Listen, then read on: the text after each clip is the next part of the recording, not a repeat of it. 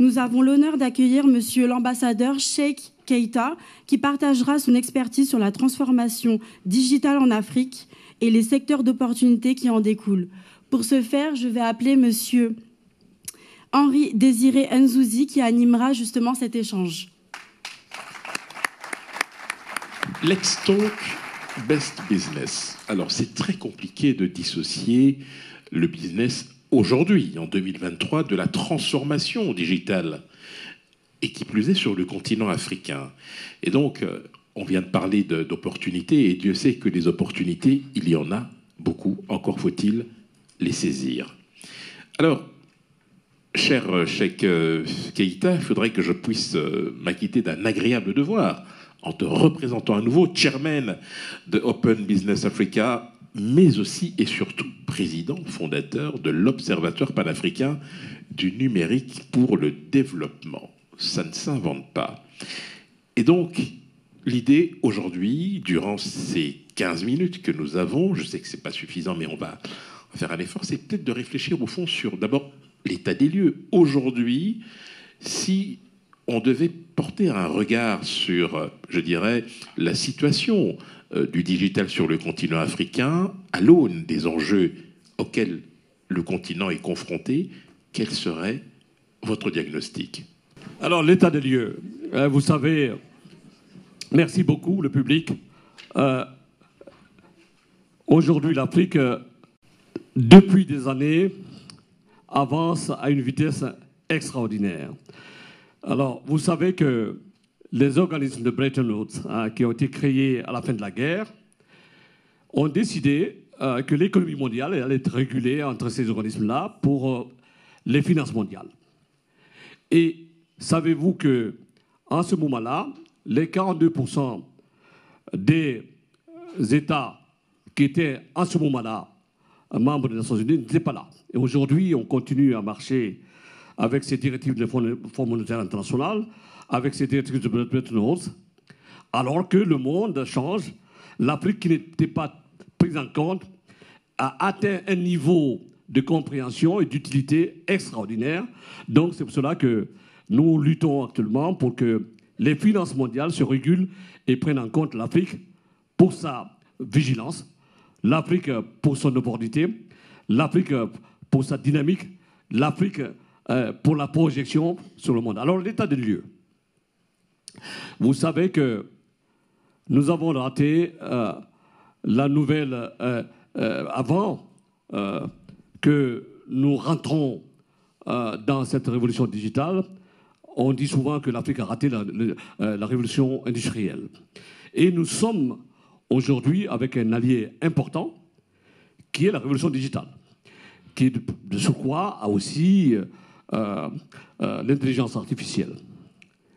L'Afrique doit prendre en compte tout ça pour générer une nouvelle stratégie pour son émergence, afin de créer des choses utiles pour son avancement. Alors, les États ont compris, mais il y a une certaine divergence parce que les États travaillaient au départ chacun de son côté, et nous avons créé l'OPND, l'Observatoire panafricain du numérique, pour réfléchir ensemble, afin que les États puissent prendre en compte cette nécessaire convergence, une dynamique en commun, pour créer quelque chose en commun, pour réfléchir en commun, pour faire des choses en commun, parce que la e-gouvernance, elle est utile pour tous les pays.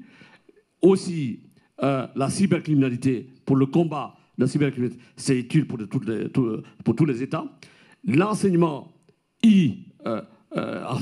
formation, éducation, c'est utile pour les pays. Donc l'Afrique aujourd'hui est à l'orne d'une avancée extraordinaire pour la révolution digitale.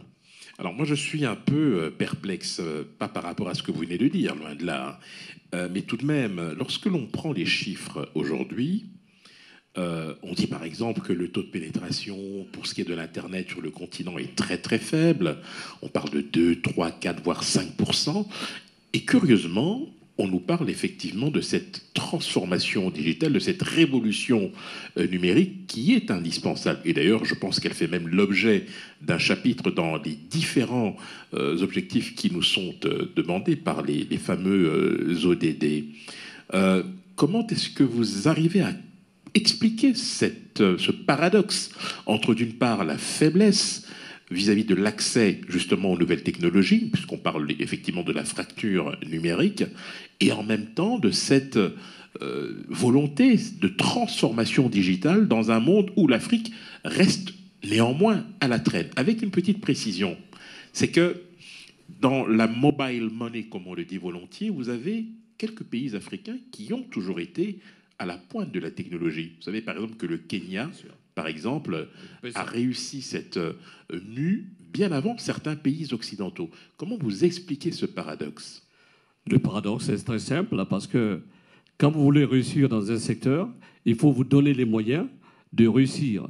Et les moyens immédiats pour réussir, c'est une stratégie cohérente. Les personnes qui sont passées avant moi dans le masterclass pour le business l'ont dit. Vous devez avoir une projection concrète et claire de ce que vous voulez. Vous mettez les bases de cette action. Dans le cadre digital, il faut des infrastructures. Il faut que l'Afrique coalise avec toute l'Afrique. Il faut qu'on se batte ensemble. Je vais vous donner un exemple. Ça fait des années que le barrage de Ndinga à RDC, que nous en parlons. Alors, c'est un exemple précis. J'étais à une conférence où j'ai dit, mais on parle d'une possibilité de faire ce barrage depuis des années. Mais et si nous coalisons, chacun met autour de la table 1 euro, moi je mets 3 euros, vous mettez 15 euros, 20 euros, enfin, je terme de chiffres, je parle de millions. Nous pouvons établir un élément concret de convergence pour essayer de créer quelque chose, travailler ensemble pour réaliser ce barrage. Parce que si vous attendez que les financiers extérieurs arrivent dans votre pays avec tous les risques qu'ils disent souvent, alors que nous avons des pays qui ont des taux de croissance à 2 chiffres, ben on n'arrivera pas. Et puis il faut que l'Afrique arrête d'attendre l'argent qui vient d'ailleurs. Nous avons de l'argent chez nous. Il suffit de créer un caucus pour réfléchir ensemble, pour bâtir la possibilité de faire, la possibilité d'avancer. Et les infrastructures, vous savez, le black ball, le fil qui relie les États, on est avancé jusqu'à un certain niveau. Mais pour avancer et pour multiplier ça, il faut de l'argent. Et donc, il faut une stratégie cohérente. Et puis, il faut qu'on crée des finances propres avec des investisseurs locaux comme les Dangote, comme ceux qui sont riches en Afrique, pour investir sur les infrastructures. Si on n'investit pas sur les infrastructures, on ne peut pas développer tout à fait la révolution digitale. Alors, sur ceux qui ont compris, il y a notre ami qui est dans la salle, de Orange, ils ont compris que finalement, la nouvelle donne du monde, c'est la rapidité, c'est l'exigence, c'est la dynamique, c'est aussi, comment dirais-je, la rapidité d'exécution. Ils se sont engouffrés dans le money transfer. Aujourd'hui, je pense que Orange Money fait beaucoup plus d'argent en Afrique qu'en France. Alors, je voudrais revenir sur ce que vous venez de dire. Est-ce que tout cela est facile lorsque vous avez sur le continent africain pas mal de pays, on ne va pas les citer, qui dépendent encore largement de l'aide extérieure, dont les budgets sont financés parfois à hauteur de 60% de leur budget. Ça, c'est une première chose. Et si je prends l'exemple de la ZLECAf, par exemple, c'est une très bonne idée.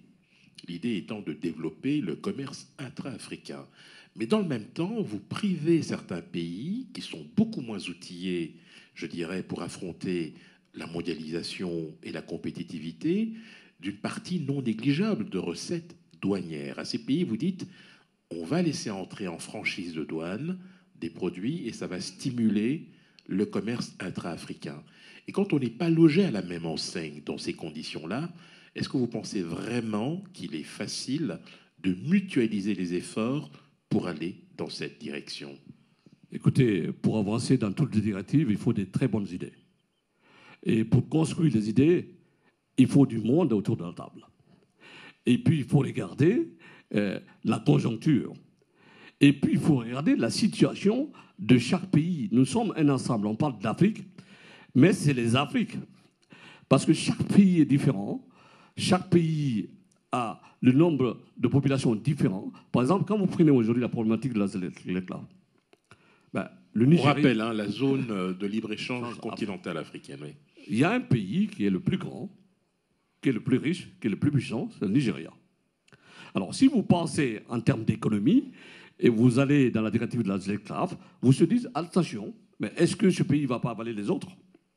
Mais pour avancer dans quelque chose, il faut créer les lois, il faut créer les convergences, il faut créer l'équité, il faut créer quelque chose qui rassemble tout le monde pour qu'on puisse aller dans la même direction.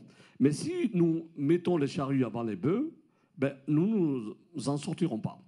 L'ASLECAF, c'est une très bonne idée, mais aujourd'hui, quand vous prenez votre voiture, vous quittez le Nigeria pour aller au Ghana, ben, le temps que vous devez faire, si vous devez faire 3 jours, ben, vous ferez 6 jours. Parce qu'il y a encore cette problématique de douanière, avec les barrages, les camions et tout ça. Vous ferez... Alors, tout ça, il faut une convergence d'esprit et pour l'équité et pour l'économie. Il faut travailler sur la gestion du temps. Parce que si vous avez le temps de faire quelque chose très vite, vous réussirez. Mais si vous faites les choses, vous êtes en arrière, vous prenez du temps, mais vous échouez. Parce que time is money. Et pour moi, ce que j'ai dit à ces gouvernements, quand souvent je rencontre les présidents, je dis toujours, moi je pense que les passeports en Afrique, c'est pas la peine. C'est pas la peine. Les passeports, c'est-à-dire vous êtes Ghanéen, vous avez un passeport ghanéen, vous devez aller en Afrique du Sud, vous présentez... Non, on est africain, un passeport africain, voilà. Ou bien on se dit on est africain, on n'a pas de passeport. Ça crée des liens. Effectivement. Ça crée la force de l'esprit et d'initiative. Alors, on arrive petit à petit au terme de notre échange, monsieur l'ambassadeur. Je voudrais qu'on s'intéresse au secteur d'opportunité. Quels sont aujourd'hui les secteurs dans lesquels cette transformation vous semble, je dirais, fondamentale, pour ne pas dire essentielle? Écoutez, vous savez, le digital est global. Aujourd'hui, on est sur un plateau, vous me parlez, et on est réel. Dans quelques années, peut-être, ça ne sera pas vous, ça sera un hologramme.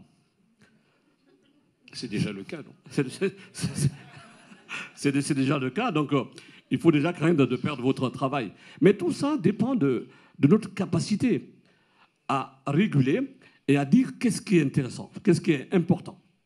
Ce qui est important pour nous, ce qui est intéressant pour les secteurs actuels. Oui, justement, je voudrais quelques secteurs. Comme ça, on part d'ici tranquille. Écoutez, je prends un exemple très très simple. Quand je pars souvent dans les hôtels en Afrique, je regarde la télévision. Et quand je regarde la télévision, il y a un exemple, j'ai été dans un pays que je ne citerai pas, j'ai demandé au directeur de l'hôtel si je pouvais voir les émissions du pays. Il me dit, monsieur l'ambassadeur, vous avez 500 chaînes. Ben, pourquoi vous voulez voir? Je dis, mais je veux voir. Alors, pourquoi je fais ça? C'est pour voir les contenus. Parce que l'Afrique va être colonisée si l'on ne fait pas attention sur les contenus. Nous avons les telenovelas, on a des choses là qui sont diffusées à longueur de journée, des Indiens et tout ça. Non. Ok, d'accord. Ça, c'est un secteur précis sur lequel on peut travailler pour changer les choses. Il faut créer des contenus africains, c'est notre culture. Parce que si on ne donne pas de dessins animés aux enfants qui parlent de nous, je n'ai rien contre Piscou, hein. J'ai regardé Piscou lorsque j'étais petit. Mais moi, je veux un Piscou africain qui court là, qui va chercher la mangue, l'orange, et qui va courir pour dire, voilà, je vais au marigot, enfin, quelque chose comme ça. Le sexe essentiel, c'est la créativité, c'est la culture, mais aussi le banking, l'argent. Il faut que l'argent soit facile et rapide. Parce que si vous voulez développer un pays, il faut que l'argent soit rapide et facile et que les taux de crédit bancaire soient minimes. On veut que les gens créent des entreprises.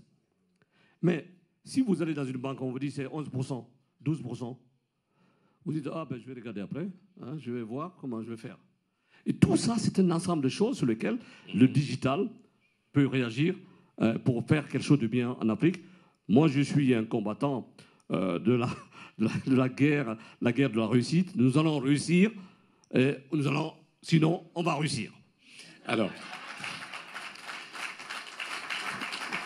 Ma toute dernière question, mais sous forme de conclusion, monsieur l'ambassadeur, vous parlez de convergence. Alors, on sait très bien aujourd'hui que ce n'est pas possible de mettre tout le monde autour de la table et d'avancer au même rythme.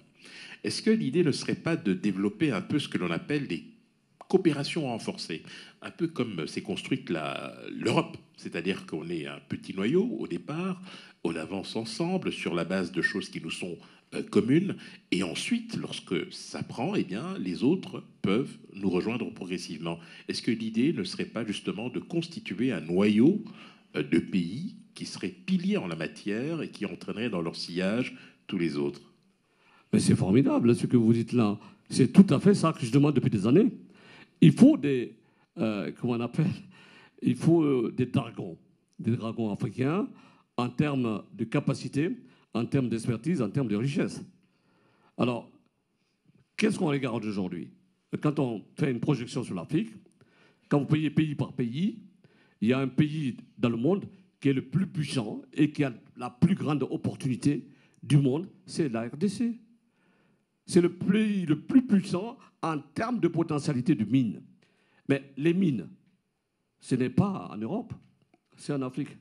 Mais si nous ne prenons pas la décision de dire, voilà, notre Assemblée nationale a décidé de parler à tous les investisseurs qui viennent que nous avons décidé d'arrêter de vendre le produit en brut.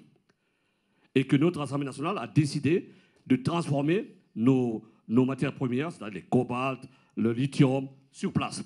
Quand on fait ça, on crée de la richesse, on crée des usines chez nous, on a des jeunes qui sortent de l'école, 1 million de jeunes tout le temps, on peut les employer dans le pays au lieu qu'ils prennent des bateaux. C'est une stratégie cohérente qu'il faut créer pour créer la possibilité de convergence et de créer des entreprises chez nous, des usines de transformation. Il faut qu'on arrête.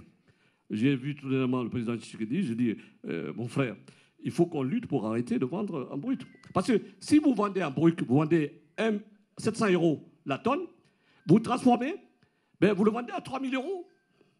Ben, il n'y a pas de photo. Il faut qu'on transforme, il faut qu'on forme pour aller. Alors, et puis pour les entreprises, tout le monde peut créer son entreprise. Mais il faut s'assurer de quelque chose. Il faut être outillé pour créer une entreprise. Parce que moi, je préfère qu'on forme des gens pour créer leurs entreprises que de dire aux gens, créez vos entreprises. On doit outiller les gens. Parce que si on n'outille pas les gens, ben, ils créent des entreprises qui vont mourir 1 an, 2 ans. Donc, il faut outiller les gens pour qu'ils soient capables de créer des entreprises pérennes pour qu'on réussisse ensemble. Ce sera le mot de la fin. Merci infiniment, monsieur l'ambassadeur. Ambassadeur Cheikh Keita, chairman de l'Open Business Africa et également président fondateur de l'Observatoire panafricain pour le numérique, pour le développement. Merci, merci infiniment. Il a oublié quelque chose de très important dont j'ai le cœur, c'est qu'en Afrique aujourd'hui, on a 300 à 400 000 personnes qui meurent pour les faux médicaments. Alors je viens de lancer une initiative qui s'appelle le CEFMA. Le CEFMA, c'est la coalition pour l'éradication des faux médicaments en Afrique. Alors je vous invite tous à m'écrire si vous avez des idées pour qu'on lutte. Alors mon adresse mail, c'est très simple. C'est goafricanow@gmail.com. Allez-y en Afrique maintenant, @gmail.com. Merci, merci. Merci messieurs pour cet échange fort enrichissant.